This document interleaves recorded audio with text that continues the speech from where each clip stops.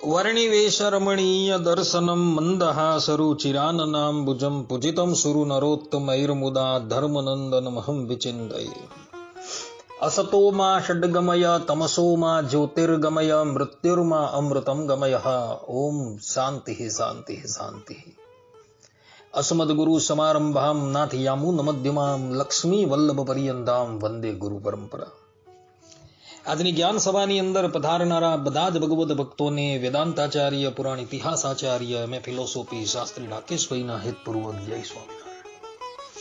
ભક્તો, આજની આ જ્ઞાન સભાની અંદર આપણે બધા એક બહુ જ મહત્વના વિષયની ઉપર વાત શ્રવણ કરશું, અને વિષય એ છે કે અંતે નિર્વિશેષ બ્રહ્મને પરમ તત્વ માનનારા મધુસૂદન સરસ્વતીએ પણ સગુણ બ્રહ્મ એવા શ્રી કૃષ્ણને પરમ તત્વ તરીકે માન્ય કર્યા.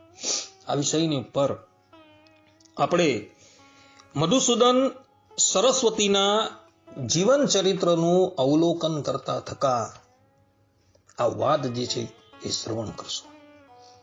તો બધા જ શ્રોતાગણો જે છે, અને એમાં પણ ખાસ વિશિષ્ટાદ્વૈતવાદીઓ જે છે, એ આ પ્રવચન જે છે એ અવશ્ય શ્રવણ કરે.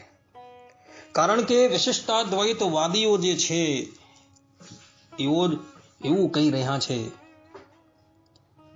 કે જગતનું ચરમ તત્વ જે છે એ સગુણ બ્રહ્મ, પરબ્રહ્મ પરમાત્મા શ્રીમદ નારાયણ છે, જેને આપણે રામ કહીએ છીએ, કૃષ્ણ કહીએ છીએ, ને કોઈ એને સ્વામિનારાયણ કહે છે.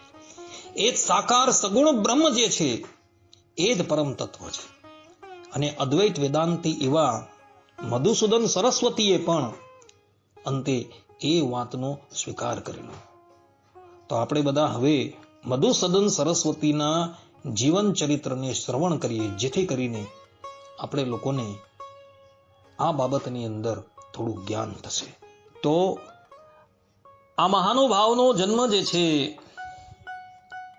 એ ઈસાની લગભગ 16મી શતાબ્દીમાં બંગાળના ફરીદપુર જિલ્લાના કોટાલપાડ ગામની અંદર પ્રમોદન પુરંદર નામના એક વિદ્વાન બ્રાહ્મણને ત્યાં થયો હતો. પ્રમોદન પુરંદરને અગાઉ 2 બાળક જે છે એ થઈ ચૂકેલા હતા, અને ત્રીજા બાળક તરીકે શ્રી મધુસૂદન સરસ્વતીનું પ્રાગટ્ય થયું હતું. જન્મ થયા બાદ પિતાએ શાસ્ત્રમાં કહ્યા અનુસાર પોતાના બાળકના જાત કર્માદિ સંસ્કાર કર્યા, અને પોતાના બાળકનું નામ રાખ્યું કમલનયન. 8 વર્ષની ઉંમરે કમલનયનને વિધિવત એના પિતાએ યજ્ઞોપવીત થી અલંકૃત કર્યા, અને પછી એમને ભણવાને અર્થે નવદ્વીપની અંદર મોકલ્યા. એ જમાનામાં બંગાળમાં આવેલ નવદ્વીપ જે છે એ વિદ્યાનું કેન્દ્ર હતું, અને એમાં પણ નવ્ય ન્યાયના પ્રકાંડ વિદ્વાનો જે છે એ નવદ્વીપની અંદર ઉપસ્થિત હતા. પ્રમોદ પુરંદરે પોતાના પુત્ર કમલનયનને નવદ્વીપની અંદર રહેતા ગદાધર ભટ્ટ અને હરિરામ તર્કવાગી પાસે ન્યાય શાસ્ત્રોનો અભ્યાસ કરવા માટે મોકલ્યા. થોડા જ સમયની અંદર કમલનયન જે છે એ નવ્ય ન્યાય ઉપરાંત વેદાંગના તારંગત પંડિત થઈ ગયા, અને પછી વેદાંતનો અભ્યાસ કરવાને અર્થે એવો કાશીપુરી પધાર્યા. એ જમાનામાં કાશીની અંદર દંડી સ્વામી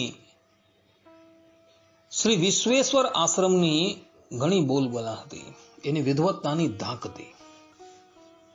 એટલે આ કમલનયન જે છે એ દંડી સ્વામી પાસે વેદાંતનો અભ્યાસ કરવાને અર્થે રોકાય છે. થોડા સમયની અંદર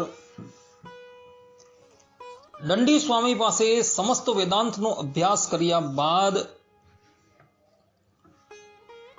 કમલનયનને સંસાર પરથી વૈરાગ્ય થઈ ગયો, અને સ્વાભાવિક રીતે જે લોકો વેદાંતનો અભ્યાસ કરી લે એને તો જગત પરથી વૈરાગ્ય થઈ જ જાય.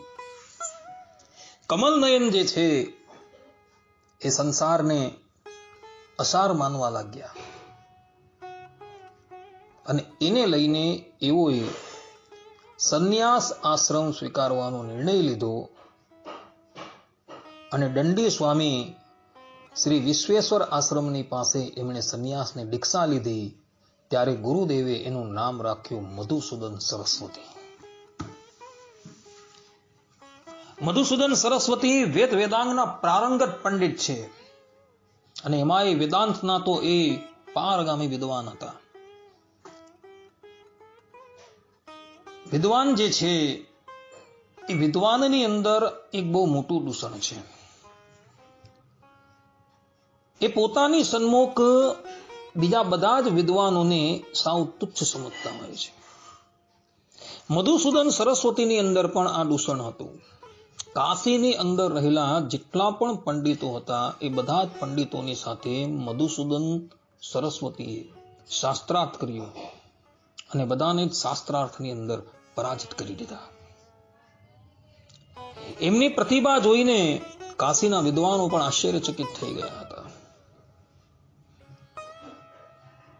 મધુસૂદન સરસ્વતીના મનની અંદર એવું હતું કે આ ભૂતલ્ય ઉપર મારી સમાનતા કરી શકે એવો કોઈ વિદ્વાન નથી. એક સમયની વાત હતી. કાશીપુરીની અંદર ફરતા ફરતા એક દિગંબર સંન્યાસી પધાર્યા અને આ દિગંબર સંન્યાસીનો ભેટો જે છે એ મધુસૂદન સરસ્વતી સાથે થયો. પેલા દિગંબર સંન્યાસી જે હતા ને એ બહુ પહોંચેલ વ્યક્તિ હતા.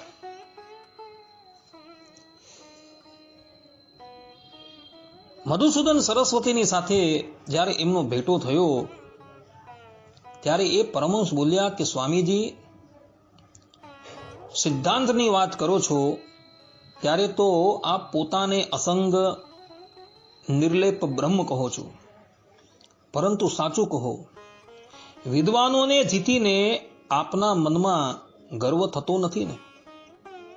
જો આપ પરાજિત થઈ જાઓ ત્યારે પણ શું આપ આવા જ પ્રસન્ન રહી શકશો? જો આપને ઘમંડ થાય છે તો બ્રાહ્મણોને દુખી કરવાનું, અપમાનિત કરવાનું પણ પાપ થશે. આ પ્રમાણે જ્યારે પેલા પરમહંસે કહ્યું ને એટલે મધુસૂદન સરસ્વતી જે છે એ મૌન થઈ ગયા અને સંતના વચનથી લજ્જિત થઈ ગયા. મધુસૂદન સરસ્વતી જે છે એ જ્યારે શાસ્ત્રાર્થ કરતા હતા ત્યારે વિદ્વાનોની સભાની અંદર સર્વ ખલ્વિદમ બ્રહ્મ એવું પ્રતિપાદન કરતા હતા. જો સર્વ ખલ્વિદમ બ્રહ્મ એમની માન્યતા અનુસાર હોય તો શાસ્ત્રાર્થ કરનારા સામેવાળાની અંદર પણ બ્રહ્મ તત્વ રહ્યું છે. તો શાસ્ત્રાર્થની અંદર સામેવાળાને પરાજિત કરીને એવો વાસ્તવમાં બ્રહ્મને જ પરાજિત કરી દે છે. હવે આવી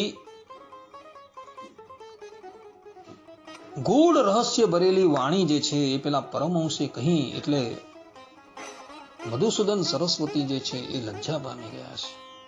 એમનું મુખ જે છે એ મલિન થઈ ગયું છે. એવું કંઈ બોલી શક્યા નથી. એટલે પરમહંસ પુનઃ બોલ્યા કે ભાઈ, પુસ્તકોના આ ઠોઠા પોલા પાંડિત્યમાં કાંઈ નથી. ગ્રંથોની વિદ્યા અને બુદ્ધિના બળથી કોઈએ આ માયાને દુસ્તર જાળને પાર કરી નથી. પ્રતિષ્ઠા તો દેહની થાય છે અને દેહ તો નશ્વર છે. યશ તથા માન બળાઈની ઈચ્છા પણ એક પ્રકારનો શરીરનો મોહ જ છે. માટે તમે એ બધાનો ત્યાગ કરો અને ભગવાન શ્રી કૃષ્ણનું શરણ ગ્રહણ કરો. આ પ્રમાણે જ્યારે પેલા પરમહંસે કહ્યું ને એટલે મધુસૂદન સરસ્વતી જે છે એના ચરણની અંદર પડી ગયા છે. પરમહંસ બોલ્યા કે સ્વામીજી સાચો આનંદ જે છે ને એ તો આનંદ કંડ શ્રી વૃંદાવન ચંદ્રના ચરણ કમળની અંદર જ મળશે. માટે તમે આ શાસ્ત્રાર્થની પ્રક્રિયાઓ જે છે એ બધી બંધ કરો અને ભગવાનનું ભજન કરો. મધુસૂદન સરસ્વતી તો જન્મથી જ મુમુક્ષુ હતા. પરમહંસના વાક્ય જે છે એ એમના હૃદયની અંદર ખૂપી ગયા છે. એમણે પેલા દિગંબર સંન્યાસીને કહ્યું કે સ્વામીજી, હવે તમે કૃપા કરીને મને કૃષ્ણ મંત્રની દીક્ષા આપો. પેલા વૃદ્ધ સંન્યાસીએ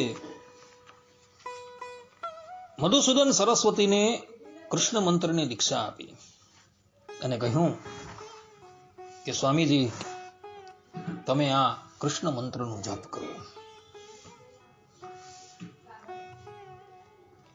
આ પ્રમાણે કૃષ્ણ મંત્રની દીક્ષા આપીને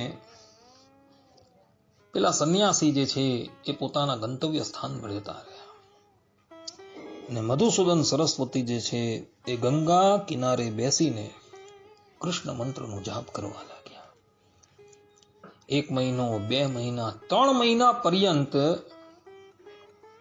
મધુસૂદન સરસ્વતીએ એકાગ્ર મને કરીને શ્રી કૃષ્ણના મંત્રનો જાપ કર્યો, પરંતુ એમને કોઈ લાભ દેખાયો નહીં. એટલે એ કાશીનો ત્યાગ કરીને ફરવા માટે નીકળી પડ્યા. અને સ્વાભાવિક રીતે સંન્યાસીનો ધર્મ પણ એ જ છે. સંન્યાસીએ કોઈ એક સ્થાનની અંદર સ્થિર રહેવાનું હોતું નથી. એનું એક નામ પરિવ્રાજક કહેવાય છે. એટલે એને હંમેશા ફરતા જ રહેવું. મધુસૂદન સરસ્વતી પણ ધરાતલ્લી ઉપર ફરવા માટે નીકળી પડ્યા છે. ચાલતા ચાલતા ચાલતા એઓ વૃંદાવન આવ્યા અને વૃંદાવનમાં કપિલ ધારાની પાસે પુનઃ પેલા દિગંબર સંન્યાસીનો એમને ભેટો થયો.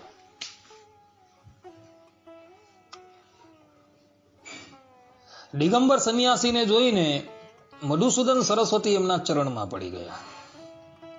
હવે આ દિગંબર સંન્યાસી જે હતા એ ભગવત સાક્ષાત્કાર કરી ચૂકેલા હતા. એટલે એઓ મધુસૂદન સરસ્વતી પ્રત્યે બોલ્યા કે સ્વામીજી, લોકો તો ભગવત પ્રાપ્તિને માટે અનેકો જન્મ સુધી સાધન, ભજન, તપ ઇત્યાદિ કરે છે, અને તો પણ એ લોકોને ઘણી કઠિનાઈથી ભગવાનના દર્શન થાય છે. પરંતુ આપ તો 3 જ મહિનાની અંદર ગભરાઈને પાછા વળી ગયા. આ પ્રમાણે જ્યારે પેલા દિગંબર સંન્યાસીએ કહ્યું એટલે મધુસૂદન સરસ્વતીને પોતાની ભૂલ જે છે એ સમજાઈ ગઈ છે. એવો ગુરુદેવના ચરણમાં પડી ગયા છે અને પછી કાશી આવી પુનઃ ભજનની અંદર લાગી ગયા છે. એક સમયની વાત હતી.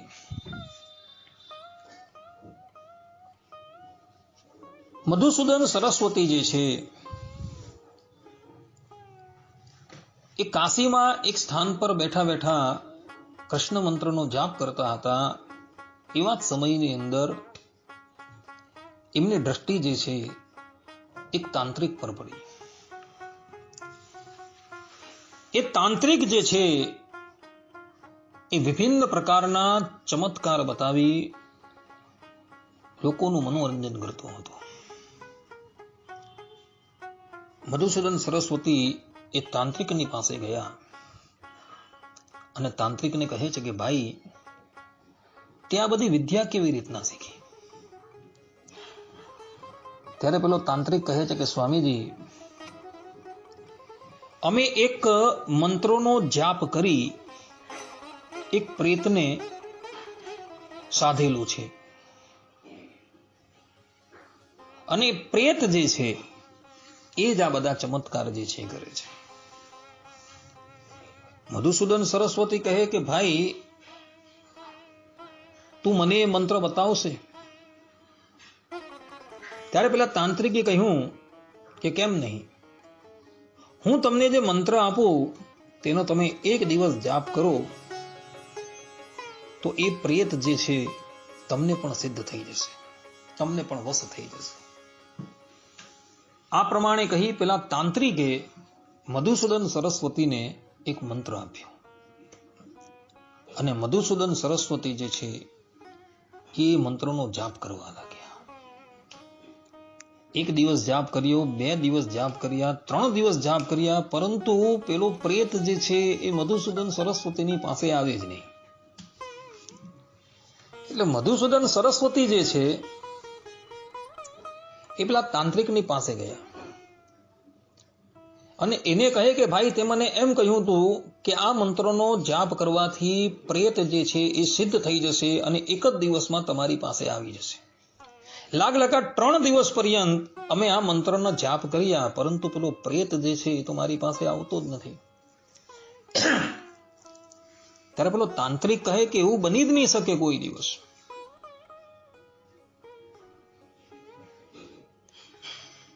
આની સાધના જે છે એ 1 જ દિવસની છે અને 1 જ દિવસ જો તમે સાધના કરો તો એ પ્રેત જે છે તમને સિદ્ધ થઈ જ જાય.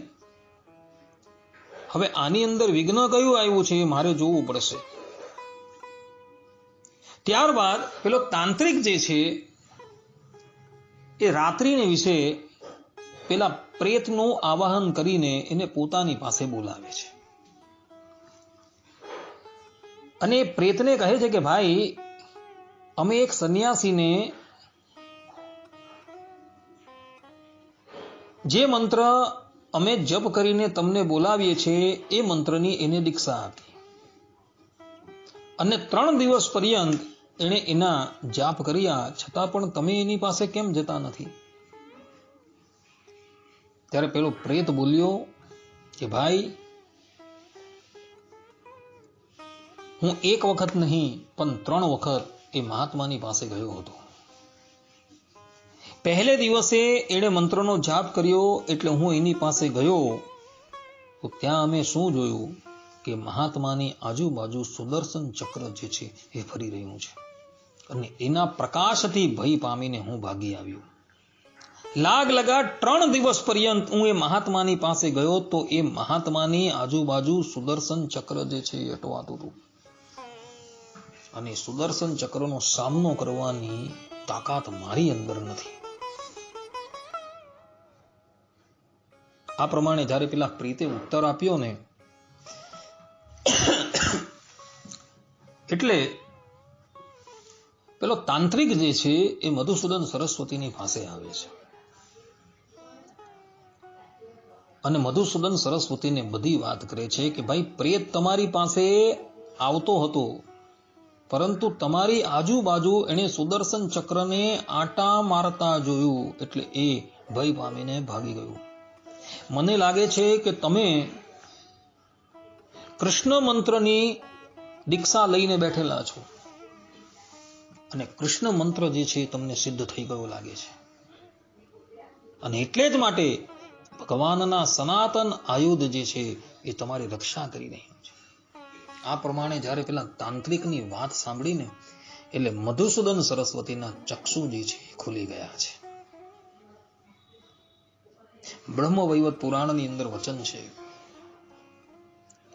કે શ્રીમદ નારાયણ ભગવાને પોતાના ભક્તની રક્ષા કરવાને અર્થે પોતાના સનાતન આયુધ સુદર્શન ચક્રને એની પાસે રાખેલું હોય છે. કોઈ પણ ભગવત ભક્ત હોય જે એકાંતિક ભાવે ભગવાનનું ભજન કરતો હોય એના રક્ષા કરવાની જવાબદારી છે એ ભગવાને પોતે લીધેલી હોય છે અને એની રક્ષા કરવાને અર્થે અંબરીશ રાજાની જેમ સુદર્શન ચક્રને એ ભક્તની પાસે શ્રીમદ નારાયણ ભગવાને નિયુક્ત કરેલું હોય છે. મધુસૂદન સરસ્વતીને પોતાની ભૂલ સમજાઈ ગઈ છે. હવે એઓ પુનઃ ભગવાનની આરાધનાની અંદર લાગી ગયા છે. પરમ પ્રેમ પૂર્વક એઓ ભગવાનનું સ્મરણ કરવા લાગ્યા અને અંતે જાતા જ્યારે એમના સાધનનો અંત આવી ગયો ત્યારે ભગવાન શ્રી કૃષ્ણ જે છે એ એમની સન્મુખ પ્રગટ થઈ ગયા છે. અને તે વખતે મધુસૂદન સરસ્વતીના મુખમાંથી એક શ્લોક જે છે એ પ્રગટ થયો છે. એ શ્લોક હતો, વંશી વિભૂષિત કરાન્નવનીરદાભાત પીતાંબરાત અરુણ બિંબ ફલાધરોષ્ઠાત પૂર્ણેન્દુ સુંદર મુખાદરવિંદ નેત્રાત કૃષ્ણાત પરમ કિમપી તત્વમહમ ન જાને. આ શ્લોક જે છે એ એમના મુખમાંથી નીકળી ગયો છે. શ્લોકનો અર્થ એવો છે કે જેના હાથમાં વંશી સુશોભિત છે, જે નવનીલ નિરત સુંદર છે, પિતાંબર પહેર્યું છે, જેના હોઠ બિંબા ફળ જેવા લાલ લાલ છે, જેનું મુખ મંડળ પૂર્ણ ચંદ્રમા જેવું અને જેના નેત્ર કમળ જેવા છે, તે શ્રી કૃષ્ણથી પર કોઈ તત્વ હોય તો હું તેને જાણતો નથી. આ વાત કોણ કરી રહ્યા છે? મધુસૂદન સરસ્વતી કરી રહ્યા છે કે જેઓ અદ્વૈત મતના પ્રકાંડ વિદ્વાન છે અને અદ્વૈત સિદ્ધિ નામના ગ્રંથની અંદર તેઓએ નિર્વિશેષ બ્રહ્મનું પ્રતિપાદન કરેલું છે, નિર્ગુણ બ્રહ્મનું પ્રતિપાદન કરેલું છે અને નિર્ગુણ બ્રહ્મને જ એવો પરમ તત્વ માને છે. એ મધુસૂદન સરસ્વતી જે છે એ આ શ્લોકની અંદર કહી રહ્યા છે કે કૃષ્ણાત પરમ કિમપી તત્વમ અહમ ન જાને, અર્થાત કે તે શ્રી કૃષ્ણથી પર કોઈ તત્વ હોય તો હું તેને જાણતો નથી. આ પ્રમાણે કહી મધુસૂદન સરસ્વતી જે છે એ એવું કહે છે કે શ્રી કૃષ્ણ જે છે એ જ પરમ તત્વ છે, નિર્વિશેષ બ્રહ્મ નામનું કોઈ તત્વ જ નથી. આ મધુસૂદન સરસ્વતી જે છે એ શંકરાચાર્યની 4 પીઠ, એમાંની એક પીઠ જે દ્વારકાની અંદર આવેલી છે, એ દ્વારકાની પીઠની ઉપર શંકરાચાર્ય તરીકે નિયુક્ત થયા હતા. એ વ્યક્તિ જે છે એ આ વસ્તુ કહી રહ્યા છે. જ્યારે એમના દાદા ગુરુ, પરદાદા ગુરુ, આદિ જગતગુરુ શંકરાચાર્યજીએ પોતાના ગ્રંથોની અંદર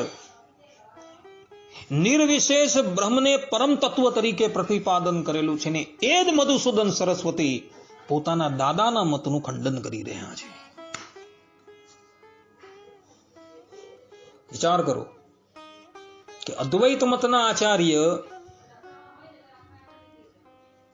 જેઓના દાદા ગુરુએ પોતાના ગ્રંથોની અંદર શ્રી કૃષ્ણને, શ્રી રામને, ભગવાનના બધા જ અવતારોને માયિક વપુધારી કહેલા છે અને નિર્વિશેષ બ્રહ્મ જે છે એને જ પરમ તત્વ કહેલું છે. એ મધુસૂદન સરસ્વતી અહીં શ્રી કૃષ્ણને પરમ તત્વ તરીકે પ્રતિપાદન કરે છે અને કહે છે કે શ્રી કૃષ્ણથી પર કોઈ તત્વ હોય તો હું તેને જાણતો નથી. આ પ્રમાણે ભગવાન શ્રી કૃષ્ણએ સાક્ષાત દર્શન આપી મધુસૂદન સરસ્વતીને કૃતાર્થ કરી દીધા છે. પછી તો મધુસૂદન સરસ્વતી જે છે એ મસ્તીમાં આવી ગયા છે, કૃષ્ણ ભક્તિથી રંગાઈ ગયા છે. એના રોમે રોમની અંદર કૃષ્ણ ભક્તિનો આનંદ આવી ગયો છે. કૃષ્ણ ભક્તિના રંગે રંગાઈને એવું બોલ્યા, ધ્યાનાભ્યાસ વશીકૃતેન મનસા તન્નિર્ગુણમ નિષ્ક્રિયમ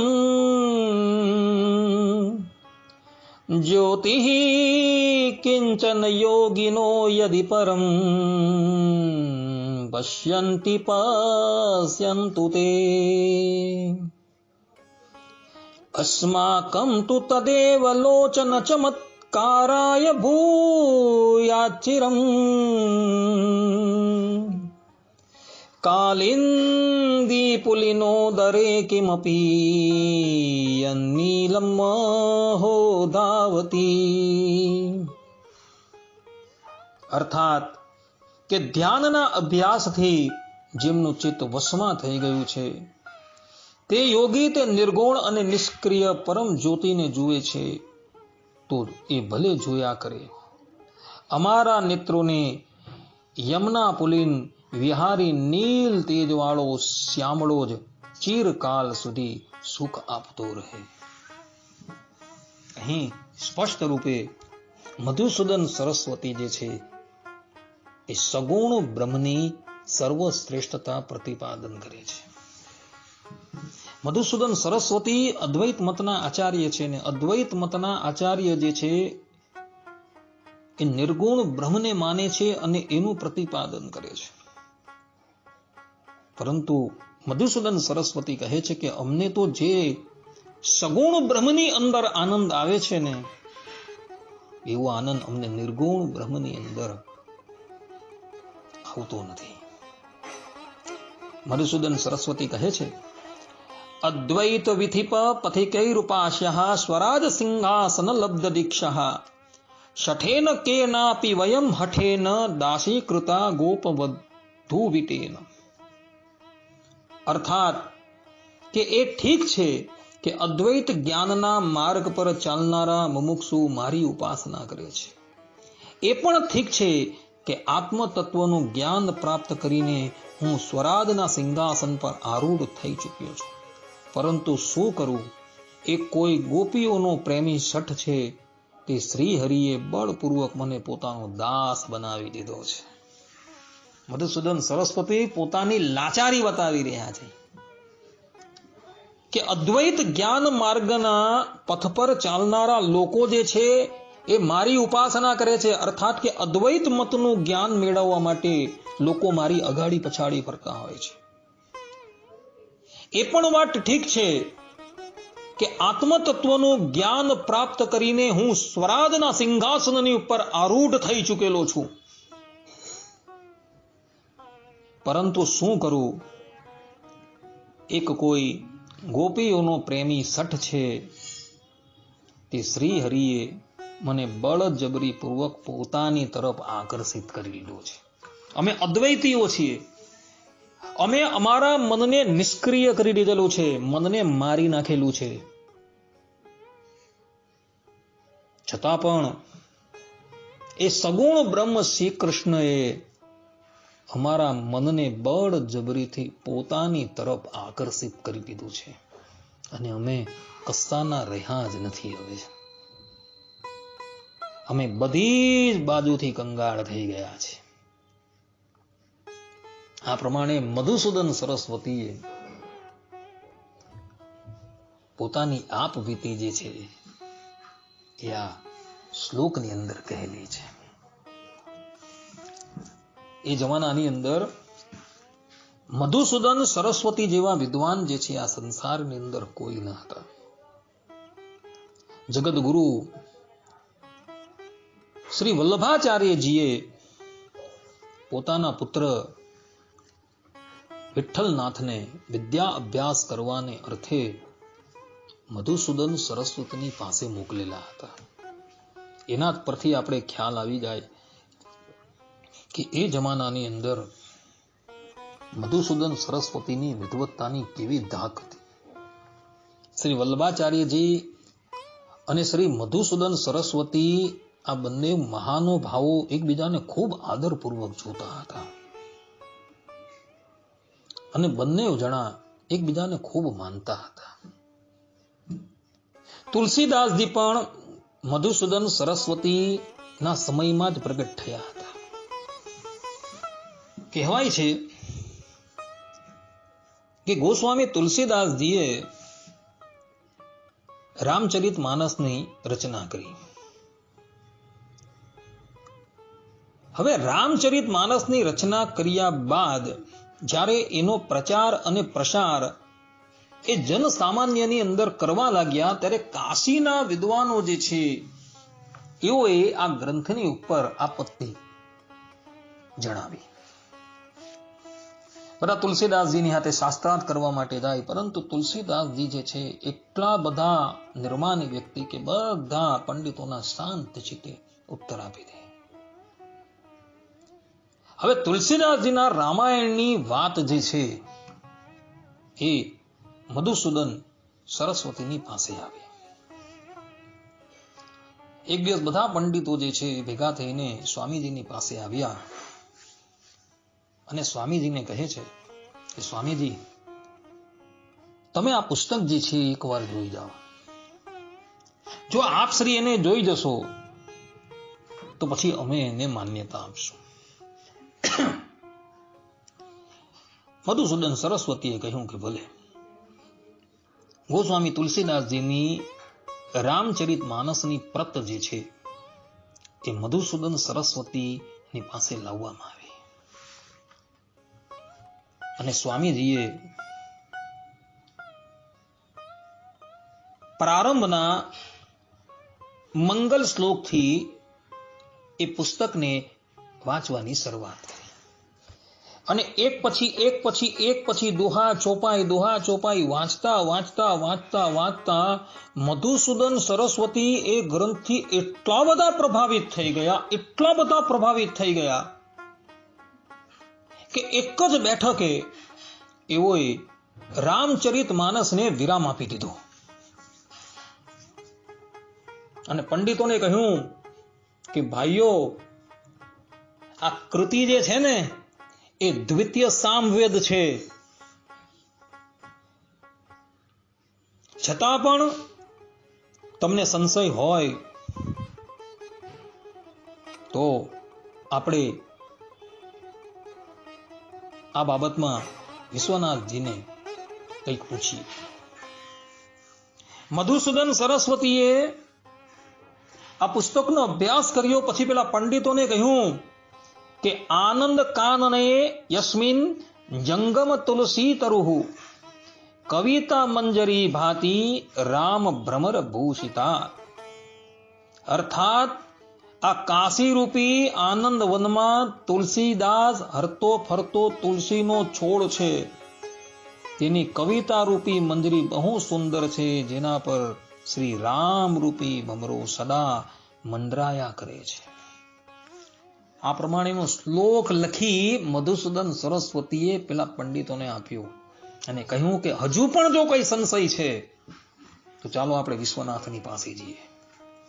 એ જમાનામાં વિશ્વનાથનું મંદિર જે છે એ પોતાની પૂર્ણ કલાએ ખીલેલું હતું.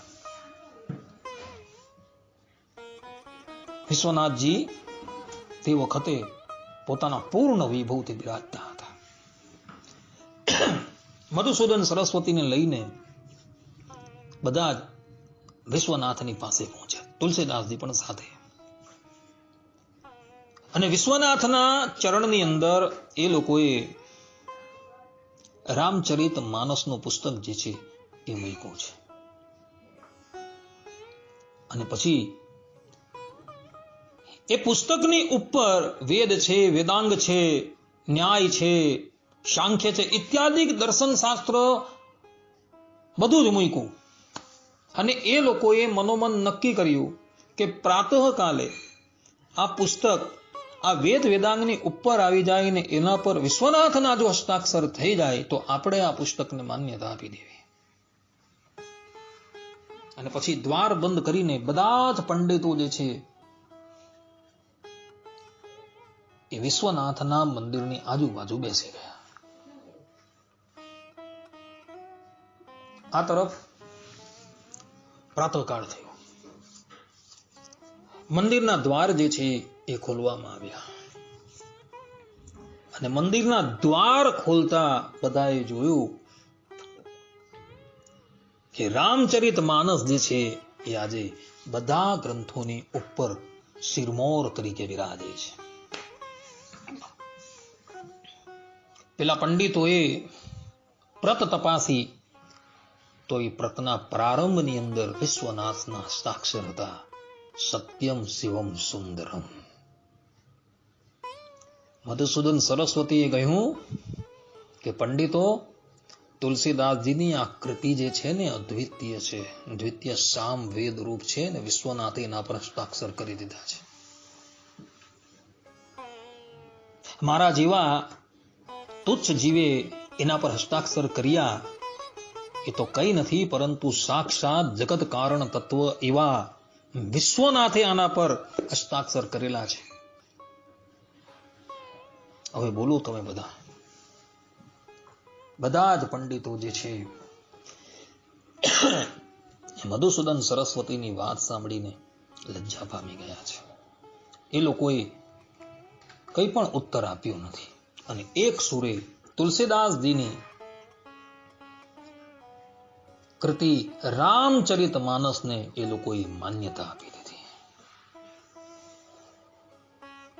આ પ્રમાણે ભક્તો તુલસીદાસજીની કૃતિ જે રામચરિત માનસના નામથી ઓળખાય છે એને પણ પ્રમાણિત કરનારા મધુસૂદન સરસ્વતી હતા. કારણ કે મધુસૂદન સરસ્વતી એ ભગવત સાક્ષાત્કાર કરી ચૂકેલા હતા અને એવા એમની પાસે જ્યારે આ કૃતિ લાવવામાં આવી અને એમણે જ્યારે વાંચી ત્યારે એમના મુખમાંથી નીકળી આવ્યા કે ભાઈ આ કૃતિ જે છે એ દ્વિતીય સામવેદ છે. આ પ્રમાણે ભક્તો મધુસૂદન સરસ્વતીએ રામચરિત માનસને માન્યતા આપેલી હતી. મધુસૂદન સરસ્વતીએ એમના જીવનની અંદર ઘણા ગ્રંથોની રચના કરેલી છે. અદ્વૈત સિદ્ધિ, સિદ્ધાંત બિંદુ, વેદાંત કલ્પલતિકા, અદ્વૈત રત્ન રક્ષણ, પ્રસ્થાન ભેદ, ભક્તિ રસામૃત સિંભુ, શ્રીમદ ભગવદ્ ગીતાની ઘૂંટાર્થ દીપિકા વ્યાખ્યા અને શ્રીમદ ભાગવતની વ્યાખ્યા. આટલા ગ્રંથો જે છે એ મધુસૂદન સરસ્વતીએ રચેલા છે અને એમાં પણ એમની જે શ્રીમદ ભાગવતની ટીકા જે છે એ બહુ સુંદર છે. જે ભાગવતની ટીકાની અંદર એવો શ્રી કૃષ્ણ ભગવાનને પૂર્ણ બ્રહ્મ પરમાત્મા તરીકે પ્રતિપાદન કરેલા છે અને એ ટીકાની અંદર એવો સ્પષ્ટ રૂપે એવું પ્રતિપાદન કરેલું છે કે શ્રી કૃષ્ણ ભગવાનથી પર તત્વ જે છે આ જગતમાં કોઈ નથી. ભક્તિ રસામૃત સિંધુની અંદર મધુસૂદન સરસ્વતીએ ભક્તિના પ્રભેદો બતાવેલા છે અને ત્યાં એવું સ્પષ્ટ રૂપે પ્રતિપાદન કરેલું છે કે સંસાર સાગર તરવાને અર્થે કેવલ ભક્તિ જે છે એ ભક્તિ જ સર્વોત્કૃષ્ટ છે, બીજું કંઈ જ નથી. આ પ્રમાણે અનેકો ગ્રંથોની રચના કરી કૃત્ય થઈ ગયેલા મધુસૂદન સરસ્વતી કાલાંતે પોતાના દેહનો ત્યાગ કરી દે છે અને એવું બ્રહ્મલીન થતા નથી પરંતુ ભગવાન શ્રી કૃષ્ણના ગોલોક ધામની અંદર પ્રવેશ કરે છે. અદ્વૈતવાદી વિદ્વાનો જે છે